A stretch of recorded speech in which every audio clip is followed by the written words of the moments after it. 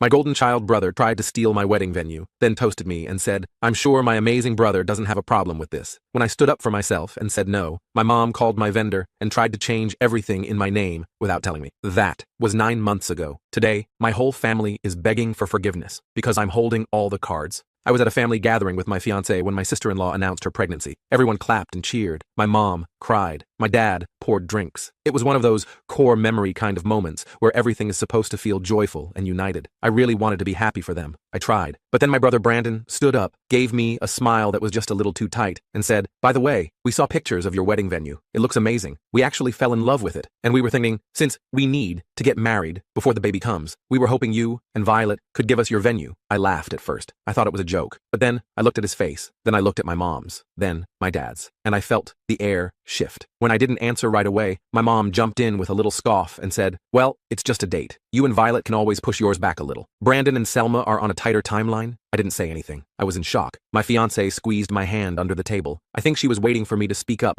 but honestly, I didn't know what to say. Especially when Brandon chimed in with, "I'm sure my amazing brother doesn't have a problem with this." He even raised his glass to toast me. But then, for the first time in my life, I grew a backbone. I said no. They weren't having our venue, and if they thought they were, they could shove it. Instantly, my sister-in-law's tears started. She said I was ruining their wedding. My brother was hugging her, shooting daggers at me. My mom was trying to pull me aside for a little chat. It was chaos. So much chaos that me and my fiancée Violet didn't even stay. We left promptly. Of course, the next day, Brandon called me. He sounded desperate. Said he and Selma couldn't imagine getting married anywhere else. I stood my ground. I even offered to help them look for other venues. I sent over some that had similar vibes. He turned them all down instantly. "It's not the same," he said. Then my mom started calling every day. Sometimes more than once. She used every guilt tactic in the book. "Brandon has always been more sensitive than you. This pregnancy hasn't been easy on Selma. You've always been the strong one." It was like they were running a coordinated campaign to wear me down. And it would have worked. It always worked. But this time, Violet wasn't having it. She told me flat out that if I gave in again, she'd lose it. A week later, my dad told me they had already told the extended family the wedding date was moving. He said it like it was a done deal. No apology. Just matter of fact. That night, Violet lost it. She found out Brandon and Selma hadn't even looked at other venues. They were just waiting for us to fold. She said, they don't even think it's a question. They think it's already theirs. Before we could even do something, it got even worse. The venue coordinator called me, confused, because she got an email from Brandon pretending to be me. He was trying to get the reservation transferred. That's when I snapped. I called my mom and told her this had gone too far. She said I was being difficult. Then she suggested we just have a backyard wedding. "You two are already so established together," she said. "You don't need all the fuss." I didn't sleep that night. Neither did Violet. The final straw was the venue meeting. Violet and I had scheduled a final walkthrough with the coordinator. We showed up early, or so we thought. But when we got there, Brandon, Selma, and both my parents were already inside. They were with the coordinator talking about changing the layout and decor, like it was their wedding, like we didn't exist. When the coordinator saw me, she lit up and said, "Michael, so glad you're here. I was just telling them we couldn't make any changes without your approval since the reservation is still under your name." Everyone froze. Brandon looked like he swallowed a lemon. My mom turned pink. My dad folded his arms and narrowed his eyes like he was daring me to make a scene. I made one. I don't think I even planned to speak. It just spilled out. I said, "For once in my life, I found something that was just for me, for us, and you still couldn't let me have it. Not even this, not even one damn thing." My dad stepped forward and said, cold as ice, "After everything we've done for you, this is how you repay your family? By denying your brother happiness?" That line hit me so hard, I felt my knees go weak, but I didn't back down. I told the coordinator nothing was changing. The wedding date was ours. The reservation was ours. And if anyone tried to mess with that again, I'd report the impersonation attempt. My mom looked like I had slapped her. Brandon tried to say something, but Violet stepped in and said, "No, we're done here." We left. I kept checking my phone, expecting a flood of angry messages, but there was nothing. Complete silence. That silence lasted a week, and then I got a hit that made me realize my parents weren't done. They were just getting started. I got a text from my cousin Jamie. She asked if everything was okay because my mom had been telling people that Violet and I were having issues and might be postponing the wedding. I was furious. They were still trying to manipulate the situation, just from a different angle. I called Jamie and told her the truth, all of it. She was shocked. She promised to set the record straight with the rest of the family. I thanked her, but I knew the damage was already being done. My mom was spinning a narrative where Violet and I were the problem. The stress of the situation was taking its toll on both of us. Violet and I had several sleepless nights discussing how to handle the ongoing family drama. We even considered hiring additional security for our wedding day, just in case my family tried to cause a scene. The venue coordinator, who had witnessed the confrontation, was incredibly supportive and offered to implement special check-in procedures for our guests to prevent any unwanted disruptions. Through all this turmoil, Violet remained my rock. She reminded me daily that standing up for ourselves wasn't selfish, it was necessary. This is about more than just a wedding, she would say during our late-night conversations. This is about setting boundaries that will affect our entire marriage. Her unwavering support gave me the strength I needed to maintain my position, even as the emotional weight of family estrangement grew heavier with each passing day. I didn't hear from my family for almost 3 weeks after the venue confrontation. The silence was deafening. I kept checking my phone, expecting something, anything from them, but there was nothing. I tried to focus on wedding preparations, but the family drama hung over everything like a dark cloud. Then, out of nowhere, my Aunt Debbie called. She's my mom's sister and has always been the family peacemaker. She wanted to meet for coffee to catch up. I was suspicious, but agreed to see her at this little cafe near my office. When I got there, Aunt Debbie was already waiting with 2 lattes. She gave me a hug that lasted a bit too long, and I immediately knew this wasn't just a casual catch-up. "Your mother is devastated," she said after we sat down. "She cries every night." I took a sip of my coffee to avoid responding right away. Classic guilt trip. I'd expected this. "Look, I love you all, but this situation is ridiculous," I told her. "They tried to steal our wedding venue. Brandon literally impersonated me in emails." Aunt Debbie sighed and stirred her coffee. I know, that was wrong, but your mother thinks you've chosen Violet over your family." I nearly choked on my drink. "This isn't about choosing sides. It's about basic respect." She nodded sympathetically, but I could tell she was on a mission. Before leaving, she slid an envelope across the table. "Your mother wanted me to give you this. Just read it, okay?" I stuffed the envelope in my pocket and didn't open it until I got home. Inside was a card with a handwritten note from my mom, saying how much she missed me and how our family needed to come together during this blessed time. She wrote that Brandon and Selma had found another venue, but it wasn't what they wanted. The note ended with a request for a family dinner that weekend to heal our wounds. I showed the note to Violet when she got home from work. She read it carefully, her expression growing more skeptical with each line. "They found another venue? That's convenient," she said. "I don't trust this at all." I didn't either, but part of me wanted to believe they were finally backing down. Maybe they realized they went too far? Violet gave me a look that said she wasn't buying it. "Just be careful. This feels like another manipulation tactic." Despite our reservations, I agreed to the dinner. Violet decided to come with me for moral support, which I appreciated more than she knew. The thought of facing my family alone made my stomach churn. The dinner was at my parents' house, just like always. When we arrived, my mom hugged me like nothing had happened. My dad gave me an awkward pat on the back. Brandon and Selma were already there, sitting on the couch looking subdued. The first hour was weirdly normal. Everyone avoided mentioning the venue situation. We talked about the weather,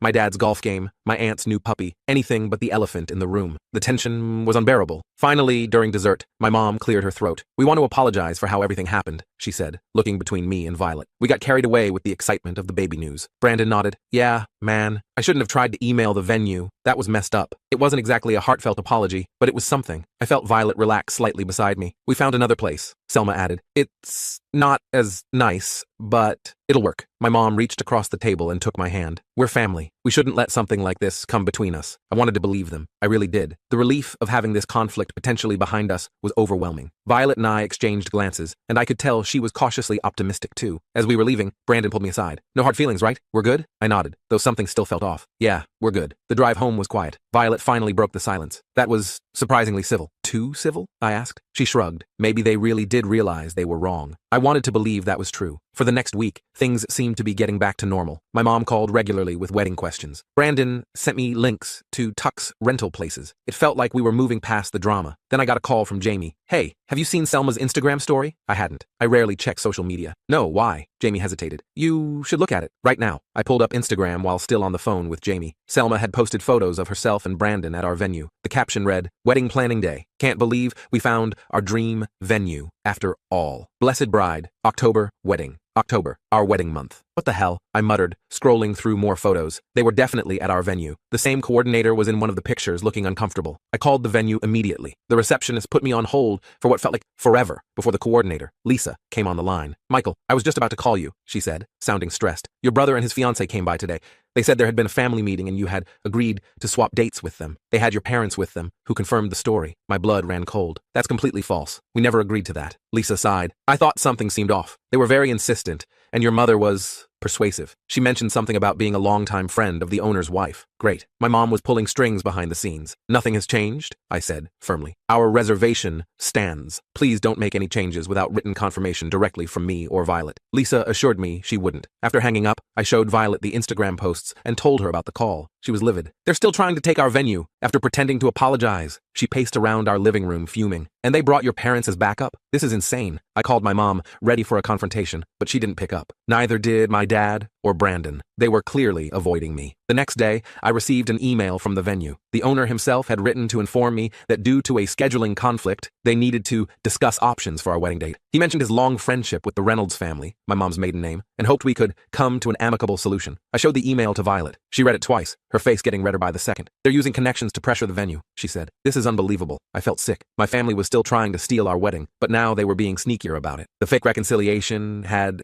just been to lower our guard. We decided to go to the venue in person. When we arrived, the owner, Mr. Hartley, was there along with Lisa. He was a tall, distinguished-looking man in his 60s with silver hair and an expensive suit. "Ah, Michael," he said, extending his hand. "Good to finally meet you. I understand there's been some confusion about the October date." "There's no confusion," I replied, shaking his hand firmly. "We booked this venue over a year ago. We have a contract and have paid most of the balance already." Mr. Hartley nodded. Yes, of course, but your mother explained the situation with your brother's baby. Family should come first, don't you think?" Violet stepped forward. "With all due respect, Mr. Hartley, our contract is legally binding.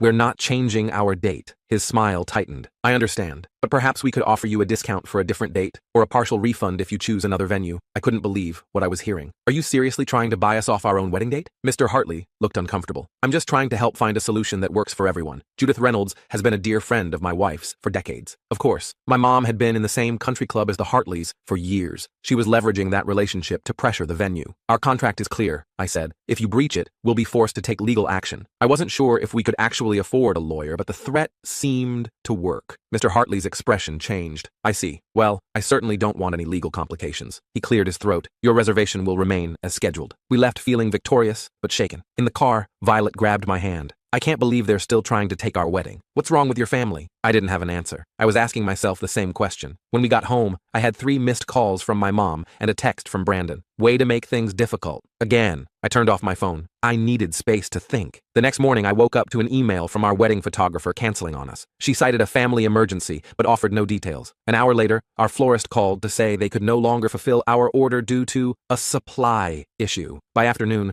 our DJ had also backed out. It couldn't be a coincidence. I called the photographer directly and pressed for the real reason. After some hesitation, she admitted that my mother had called her, saying our wedding was being postponed and that she should take Brandon and Selma's wedding instead. Same date, better pay. "I'm so sorry," she said. "I didn't realize there was more to the story. Your mother was very convincing." I thanked her for her honesty and asked if she would reconsider. She agreed, apologizing profusely for the confusion. The florist told a similar story when I called back. My mom had contacted them claiming to be helping me with wedding arrangements and said we were changing our plans. The DJ had received a call from Brandon directly, offering more money for the same date. I was beyond angry. My family was systematically trying to dismantle our wedding by poaching our vendors. It was calculated and cruel. Violet and I spent the entire weekend contacting every vendor to confirm our arrangements and warn them about potential interference from my family. Most were understanding, though a few seemed skeptical of the bizarre situation. On Monday morning, I received a call from an unknown number. It was Selma's mother, Patricia. I'd only met her a few times at family gatherings. "Michael, I hope I'm not overstepping," she began, "but I'm concerned about what's happening with this wedding venue situation." I braced myself for another attack, but her next words surprised me. "Selma and Brandon told us they found this perfect venue, but it was already booked by you. They said you agreed to switch dates, but now you're backing out." I explained what had really happened, how they had tried to take our venue after we'd already planned and paid for everything, how they'd pretended to find another place only to go behind our backs again. Patricia was silent for a moment. "That doesn't sound like what they told us. They said you were being selfish and putting a venue above family." "We've spent over a year planning this wedding," I said. "We've paid deposits, sent invitations, and arranged for people to travel from across the country. They announced their pregnancy and immediately tried to take over our plans without any consideration for us." There was another pause. "I see. I think I need to have a conversation with my daughter. This doesn't sound right." After we hung up, I felt a glimmer of hope. Maybe having another perspective would help Selma and Brandon see how unreasonable they were being. That hope was short-lived. The next day, my mom showed up at our apartment unannounced. Luckily, I was working from home, or she might have ambushed Violet alone. "We need to talk," she said, pushing past me into the living room. "This has gone far enough." I closed the door, steeling myself. "I agree. You need to stop interfering with our wedding vendors." She waved her hand dismissively. "That's not what I mean. Patricia called me yesterday, very upset. She said you've been spreading lies about Brandon and Selma." I couldn't believe what I was hearing. Lies? Everything I told her was true. My mom sat down on our couch, uninvited. "Michael, I've always known you were jealous of your brother, but this is taking it too far. Selma is pregnant. They need to get married quickly, and they fell in love with your venue. Why can't you just be supportive?" I felt like I was losing my mind. Mom, they tried to steal our venue after we already planned everything. How am I the bad guy here? She sighed dramatically. It's just a venue, Michael. You and Violet can get married anywhere. Brandon and Selma have a specific vision, and with the baby coming, so do we, I interrupted. We have a vision too. We've been planning this for over a year. My mom stood up, her expression hardening. I didn't want to have to say this, but your father and I contributed to Brandon's college fund. We paid for his car. We've supported him financially for years. We haven't had to do any of that for you because you've always been more independent. I knew where this was going. So, I owe you? Not owe, exactly. But family supports family. You've never needed our help before. Brandon has. And now he needs this. I took a deep breath. Mom, I'm not giving up our venue. End of discussion. She looked at me like I was a stranger. Then I don't think your father and I can attend your wedding. It would be too painful, knowing you chose a building over your brother's happiness. The threat hung in the air between us. She was actually willing to skip my wedding over this. That's your choice, I said quietly. But our wedding is happening as planned, with or without you there. After she left, I sat in stunned silence for a long time. When Violet came home, I told her everything. She held me while I finally broke down. The weight of my family's manipulation and emotional blackmail was crushing. We're not giving in, she said firmly. If they choose not to come, that's on them, not us. I nodded, but the thought of getting married without my family there was devastating, even after everything they'd done. The next few weeks were tense. My parents stopped calling altogether. Brandon sent occasional guilt-tripping texts, which I ignored. We continued with our wedding planning, constantly checking with vendors to make sure nothing else had been tampered with. Then, about 6 weeks before the wedding, I got a call from Jamie. Have you seen the Facebook invitation? She asked. What invitation? Brandon and Selma just sent out digital invitations for their wedding. Michael, it's on your date, at your venue. My heart sank. That's impossible. The venue confirmed we still have the reservation. Well, they're telling everyone it's a done deal. The invitation says they're getting married at Lakeside Manor on October 12th. That's your date, right? It was. I thanked Jamie and immediately called the venue. Lisa answered, sounding frazzled. Michael, I'm so glad you called. We have a situation. Your brother has been telling people his wedding is confirmed here on your date. We've been getting calls from his guests asking about accommodations and directions. But our reservation is still secure, right? I asked, panic rising. Absolutely, she assured me. We've even implemented that password system you requested. No changes can be made without it. But we're concerned about what might happen if his guests show up on your wedding day. I was concerned too. What were Brandon and Selma thinking? Were they trying to create so much confusion that we'd give up? Or did they actually believe they could somehow take over our day? I called Brandon directly. To my surprise, he answered. Why are you sending out invitations for a wedding at our venue on our date? I demanded. He sighed, like I was being difficult. Look, man, it's happening. Mom and Dad talked to the Hartleys. It's all arranged. No, it's not, I said. I just spoke to the venue. Our reservation stands. For now, he replied cryptically. But things change. Selma's already ordered her dress. Our friends have booked flights. It's too late to go back now. I was speechless. They were creating a disaster on purpose. If both wedding parties showed up on the same day, it would be chaos. This is insane, I finally said. You're going to embarrass yourselves when your guests show up and there's already a wedding happening. Brandon laughed. We'll see about that. After hanging up, I called my parents. My dad answered, his voice cold. What do you want, Michael? Did you tell Brandon he could have our venue? Because he's telling people his wedding is happening there on our date. My dad cleared his throat. Son, sometimes in life, you have to make sacrifices for family. Your brother needs this more than you do. That's not how this works, I was shouting now. You can't just decide to give away something that isn't yours. The Hartleys understand the situation, he said calmly. They're old friends. They want to do what's best for everyone. I hung up before I said something I'd regret. This was beyond ridiculous. My family was living in some alternate reality where they could simply will things to go their way. Violet and I decided to visit the venue again to make absolutely sure our reservation was secure. Mr. Hartley was there, looking uncomfortable when he saw us. Michael, Violet, what can I do for you today? We need to confirm that our wedding is still happening here on October 12th, Violet said. We've heard some concerning rumors. Mr. Hartley shifted in his seat. Yes, well, about that. Your mother has been quite persistent. She's a dear friend of my wife's, as I mentioned. My stomach dropped. Has something changed? He hesitated. Not officially, no. Your contract is still valid, but I was hoping we could discuss a compromise. Perhaps a shared event? A shared event, Violet repeated incredulously. You want us to share our wedding day with them? Mr. Hartley spread his hands. The property is quite large. The ceremony could be held in different locations,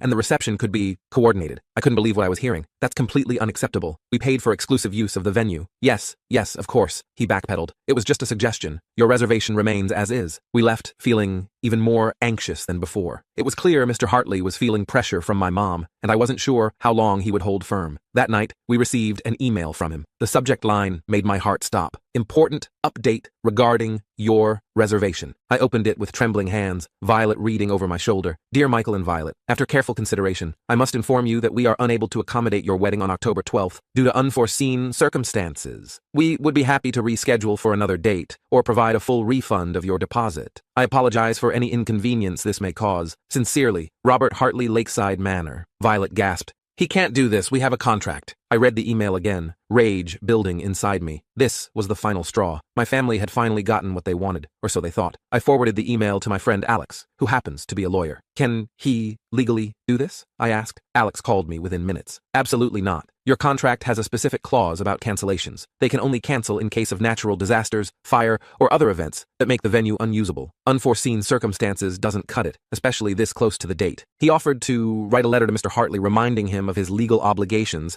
and the potential consequences of breaching our contract. I gratefully accepted. The next morning, Mr. Hartley received a strongly worded legal letter. By afternoon, he called me, sounding nervous. There seems to have been a misunderstanding, he said. Your reservation was never actually canceled in our system. That email was premature. Was my mother involved in this misunderstanding? I asked pointedly. He cleared his throat. I'd rather not discuss the details, but I want to assure you that your wedding will proceed as planned. We value your business and would never intentionally breach our contract. I didn't believe him for a second, but at least our venue was secure again. For now. That evening, my phone exploded with texts and calls from family members. Word had gotten out about the venue situation, and everyone had an opinion. Some supported us, but most sided with Brandon and Selma because of the baby. My cousin Robert called to tell me my mom was telling everyone I was trying to ruin Brandon's chance at a proper family by being stubborn about the venue. She's making you sound like the villain, he said. I thought you should know. I thanked him for the heads up. The narrative my family was spinning was frustrating, but not surprising. They'd always painted Brandon as the victim and me as the difficult one. The next day, I received a text from Selma. I hope you're happy. I've been crying for days because of you. The stress isn't good for the baby. I showed it to Violet, who rolled her eyes. The emotional manipulation is unreal. I didn't respond to Selma's text, but it bothered me more than I wanted to admit. Was I really causing harm to my future niece or nephew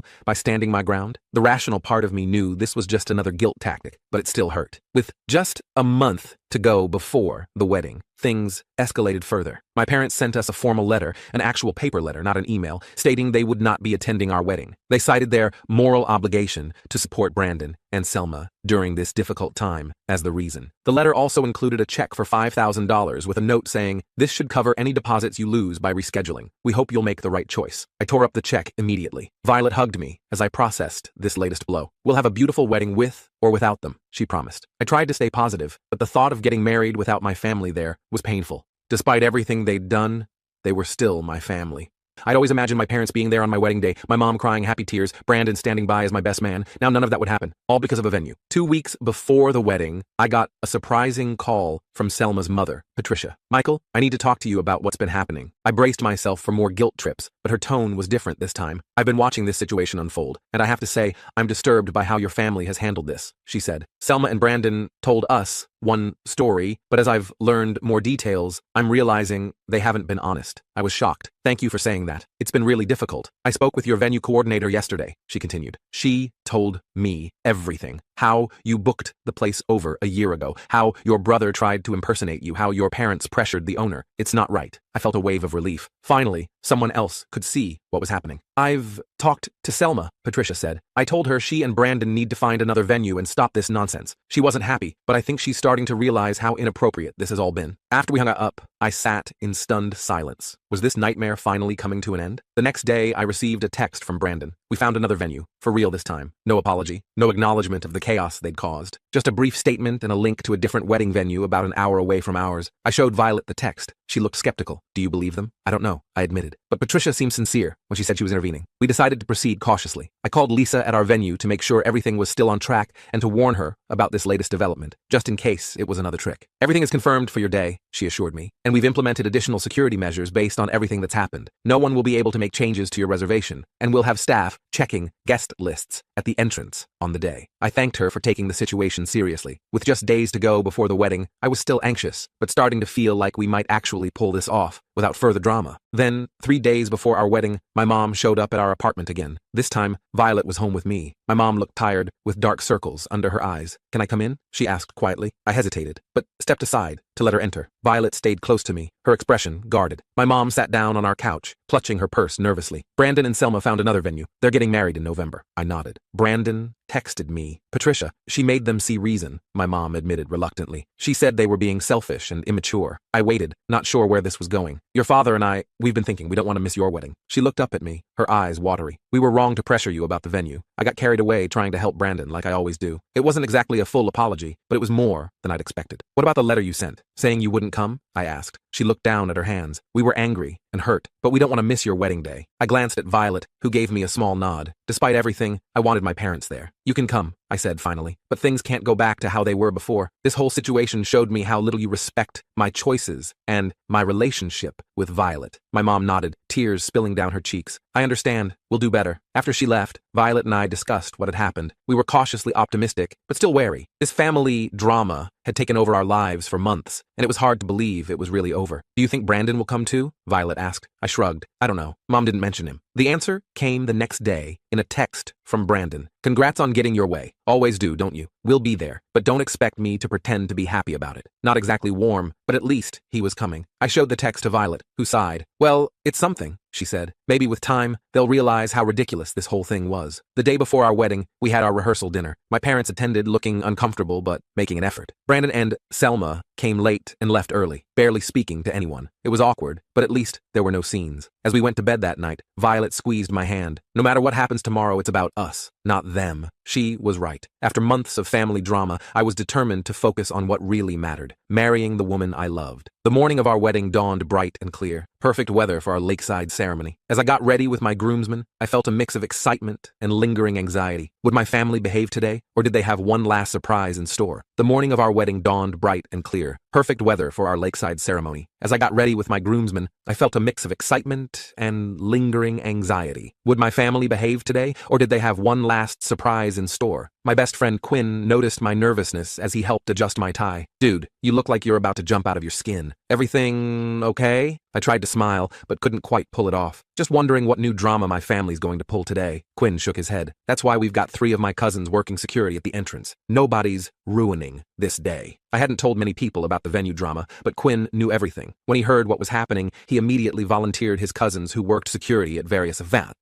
It was a relief knowing they'd be checking guests at the door. As I finished getting ready, my dad knocked on the door of the suite where we were preparing. When Quinn let him in, I braced myself for something. More guilt trips, maybe. But my dad just stood there awkwardly for a moment before asking if he could speak to me alone. Once everyone else had stepped out, my dad cleared his throat. Son, I want to apologize for everything. Your mother and we got caught up in trying to help Brandon like we always do. We didn't stop to think about what we were doing to you and Violet. I was stunned. My dad never apologized for anything. It's your wedding day, he continued, and I'm proud to be here. I'm proud of you for standing your ground when we were being unreasonable. I didn't know what to say. After months of fighting, this sudden change felt surreal. Is this for real? I finally asked. Because yesterday at the rehearsal dinner, you barely spoke to me. My dad sighed. I was embarrassed. It's not easy admitting you've been wrong. But your Aunt Debbie gave me hell last night. Said I was about to miss one of the most important days of my son's life because of stubborn pride. That sounded like Aunt Debbie. She'd always been the only person who could get through to my dad. So, we're okay? I asked, cautiously. We're getting there, he replied, extending his hand. I took it, and he pulled me into an unexpected hug. As we headed to the ceremony site, I felt lighter than I had in months. Maybe, just maybe, this day would go smoothly after all. The ceremony area looked even more beautiful than I'd imagined. The old oak trees were draped with simple white lights, and the lake sparkled in the background. Chairs were arranged in neat rows, already filling with guests. I took my place at the front, Quinn beside me as my best man. I scanned the crowd, spotting my parents in the front row. My mom gave me a small wave. Brandon and Selma were nowhere to be seen, but I tried not to let that bother me. The important thing was that Violet and I were getting married in our venue, on our date. The music started, and everyone stood as Violet appeared at the end of the aisle. She looked absolutely stunning in her dress, and for a moment, all the family drama of the past months faded away. This was what mattered, this moment. As Violet reached me, she squeezed my hand and whispered, "We made it." The ceremony went perfectly. We said our vows, exchanged rings, and were pronounced husband and wife without a single hitch. As we walked back down the aisle together, I caught sight of Brandon and Selma slipping into seats at the very back. They'd made it after all, though they'd missed most of the ceremony. The cocktail hour was in full swing when Lisa, our venue coordinator, approached me with a concerned expression. "Michael, I need to speak with you privately." My heart sank. What now? Lisa led me and Violet to a quiet corner. "Your brother and his fiancée are telling guests that they're having their wedding reception here next month. They're showing people the boathouse and discussing their decorating plans." I couldn't believe it. Even today, they couldn't let us have our moment. "I'll handle it," I told Lisa. Violet squeezed my arm. "Want me to come with you?" she asked. I shook my head. "I've got this. You enjoy our guests. I'll be right back. I found Brandon and Selma by the boathouse,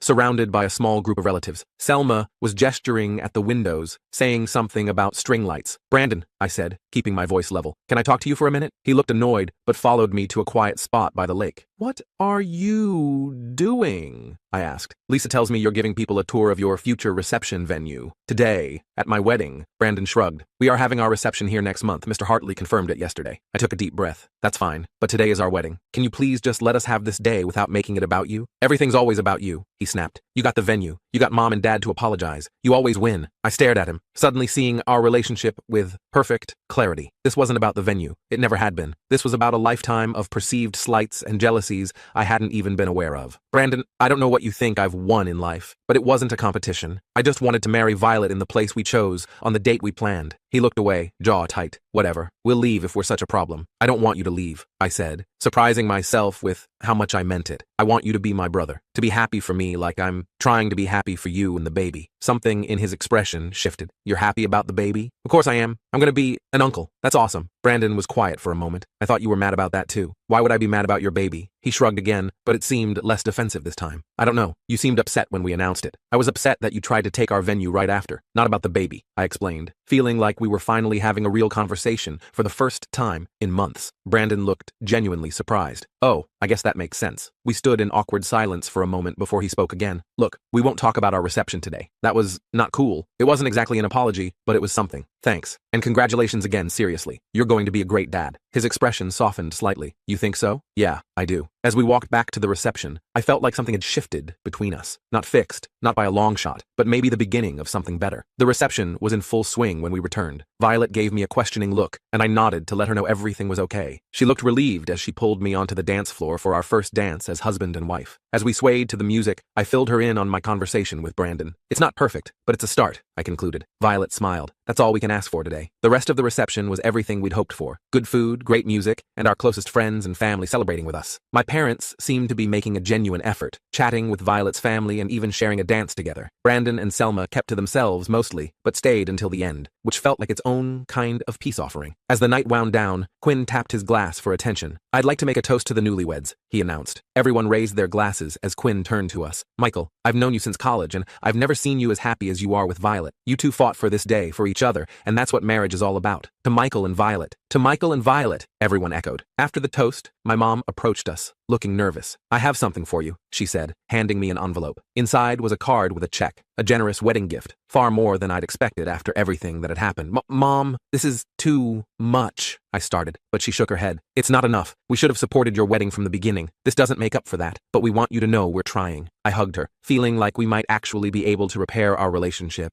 after all. As the reception ended and guests began to leave, Lisa approached us again. I have something to tell you, she said with a smile. Mr. Hartley asked me to let you know that your brother's reception has been moved to the garden pavilion, not the boathouse. He felt it was important that your wedding spaces remain unique to you. I was surprised. Did my parents arrange that? Lisa shook her head. No, it was Mr. Hartley's decision. After seeing your wedding today, he said some traditions shouldn't be shared. Each couple deserves their own special memories. It was a small thing, but it felt significant. One last affirmation that our wedding was ours alone. As Violet and I prepared to leave for our honeymoon, my dad pulled me aside for one last conversation. I'm sorry we almost missed this, he said quietly. Your Aunt Debbie was right. Some things are too important to let pride get in the way. I nodded, not trusting myself to speak without getting emotional. And son, he added, I want you to know I'm proud of how you handled all this. Standing up for yourself and Violet wasn't easy, especially with us pressuring you. You did the right thing. Coming from my dad, those words meant everything. Our send-off was perfect. Friends and family lining the path to our car, tossing flower petals as we ran through. Even Brandon managed a genuine smile and a quick congratulations as we passed. In the car, finally alone, Violet turned to me with tears in her eyes. We did it. Despite everything, we had our perfect day. I squeezed her hand. It was perfect because it was ours. As we drove away from the venue, I couldn't help glancing back one last time at the boathouse lit up against the night sky. The place had become so much more than just a wedding venue to us. It had become a symbol of our relationship, worth fighting for, worth standing up for, even when it would have been easier to give in. 2 weeks later, we returned from our honeymoon to find things had settled into a new normal with my family. My parents called regularly, making an effort to ask about our lives and actually listen to the answers. Brandon and I weren't best friends, but we were civil, which was progress. Their wedding went ahead in November at Lakeside Manor, though in the garden pavilion rather than the boathouse. Violet and I attended, genuinely happy for them as they started their own marriage journey. Selma even asked Violet for advice on handling pregnancy while planning a wedding, a small olive branch that meant a lot to both of us. Christmas that year was surprisingly pleasant. My parents hosted as usual, but there was a different feeling in the air. Less tension, more genuine warmth. When Brandon announced they were having a boy, I was the first to congratulate him, and his smile seemed real when he asked if I'd be the godfather. "Are you sure?" I asked, surprised by the request. "Yeah," he said.